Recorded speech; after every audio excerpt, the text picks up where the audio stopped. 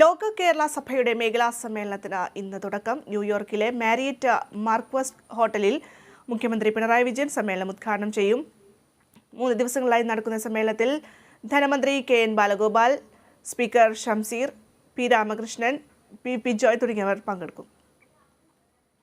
ഇന്ന് വൈകുന്നേരം നടക്കുന്ന ഉദ്ഘാടന ചടങ്ങുകൾക്ക് ശേഷം ന്യൂയോർക്ക് ടൈംസ് സ്ക്വയറിൽ മലയാളികളെ മുഖ്യമന്ത്രി അഭിസംബോധന ചെയ്യും. തുടർന്ന് അമേരിക്കൻ മലയാളി പൗരാവലി മുഖ്യമന്ത്രിക്ക് സ്വീകരണം നൽകും. സമ്മേളനത്തിന്റെ 2ാം ദിവസമാണ് കേരളത്തെ സംബന്ധിച്ചും പ്രവാസികളെ സംബന്ധിച്ചുമുള്ള പ്രധാന വിഷയങ്ങൾ ചർച്ച ചെയ്യുക. NORKA resident vice chairman P. Sreeramakrishnan American മേഖലയിൽ ലോക കേരള സഭയുടെയും നോർക്കയുടെയും പ്രവർത്തനങ്ങൾ, വിപുലീകരണ സാധ്യതകളും വെല്ലുവിളികളും എന്ന വിഷയം അവതരിപ്പിക്കും. ശേഷം നവകേരളം എങ്ങോട്ട്, അമേരിക്കൻ മലയാളികളുടെ പങ്കും സഹകരണ സാധ്യതകളും എന്ന വിഷയം ഡോക്ടർ ജോൺ ബ്രിട്ടാസ് MP അവതരിപ്പിക്കും.